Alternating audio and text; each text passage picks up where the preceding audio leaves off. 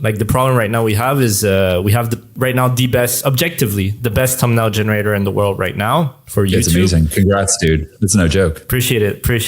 But the problem is most people in the world don't know about it, or most YouTubers don't know about it. Mainly like advanced intermediates and people watching the pod. But what would you suggest us, like as a general, like how to get 20x eyeballs to it? Like we're thinking paid ads, we're thinking to double down on organic content. We're thinking vertical might not be the way because going from mobile to a SaaS on desktop might be hard. Maybe not. You let me know from what you've seen. Curious your thoughts. First off, I believe like the important thing with most products is to show like and tell, right? So we can tell people about the whole thumbnail generator, but the beautiful thing is like it's so visual, right? So let's show this, right? So what are the different ways to show its power, right?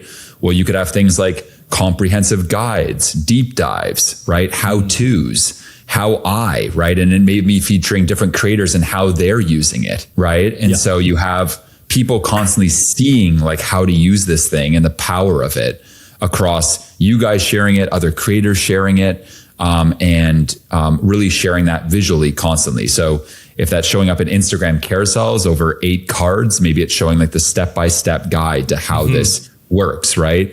Or, maybe it's a teardown of different creators' channels and going, this is how we would improve this creator's, thumbnails, right? So coming up with like probably 7 to 8 different sort of takes and angles as to, how we're going to display the power of this thumbnail generator.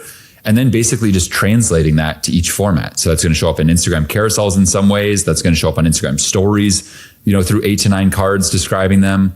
And it's going to show up on, YouTube videos. It's also going to show up even on demos you do on these podcasts, maybe with folks, kind of having a little segment inside of it that's like, hey, let's take a look at your channel. Let's take a look at your upcoming content pipeline. Let's go plug that into the thumbnail generator and let's go generate you your next 9 thumbnails with, 10 different variations for A/B testing inside of YouTube Studio. And so that's roughly how I'd think about it at a high level, right? Just how do we really show the richness of this tool in a visual way?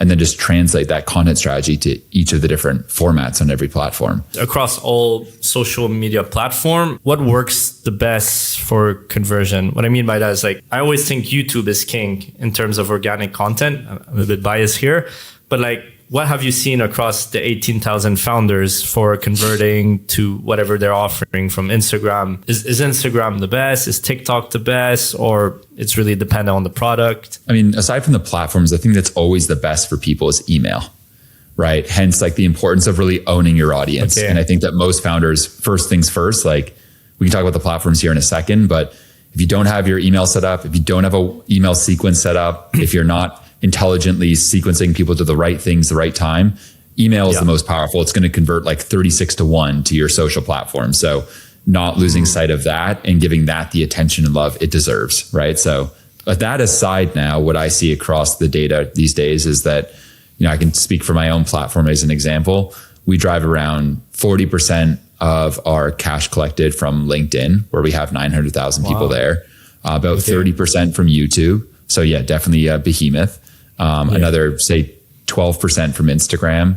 And then the rest are kind of that remainder. LinkedIn is a real sleeper, I think, for a lot of people, just because just the density of like professionals on the platform is great, whereas like some other platforms, maybe just a lot of general folks or even bots, right? LinkedIn, I think, is just a density of like real professionals. As cringe as it can get, it's also super powerful.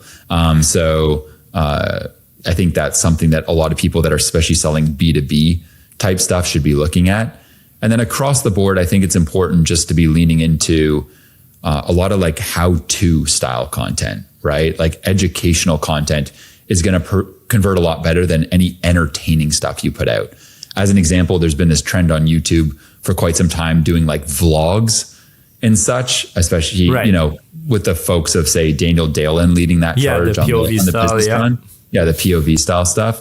And while it's all good and all, I just think that when you're looking to actually convert people to what you do and maybe make revenue, I think it kind of falls into the camp of more entertaining style content. Yeah, for sure. And I think it's character development and going to build the brand to some extent. But I think people are kind of sitting back and watching for entertainment, more dopamine's sake, less because they want to actually learn something and maybe actually buy something from you. And so what I think is important is to, build more educational content if we're looking to convert. And so the question then becomes, well, what educational content do I create? I think one of the best approaches there is to go and create a really powerful survey to send to your existing most highest spending customers, right? And go and ask those folks, what is your biggest goal in 2026? What is currently keeping you up at night?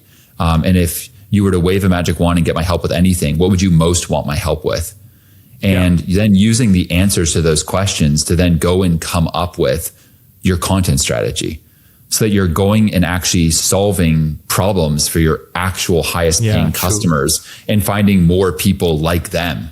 Because I think that the danger of views, even the danger of simply just using 1 of 10, right? Or any tools that just show you views, which is that you're just going to go and get more views, right? But what I think you want to do is use a tool like 1 of 10 as an example that's showing you outlier scores, and then mash that up with what your actual customer data is telling you to then basically package really powerful how-to content that will attract more of your real customers in a way that's packaged right for the platform. So you kind of get that 1-2 punch.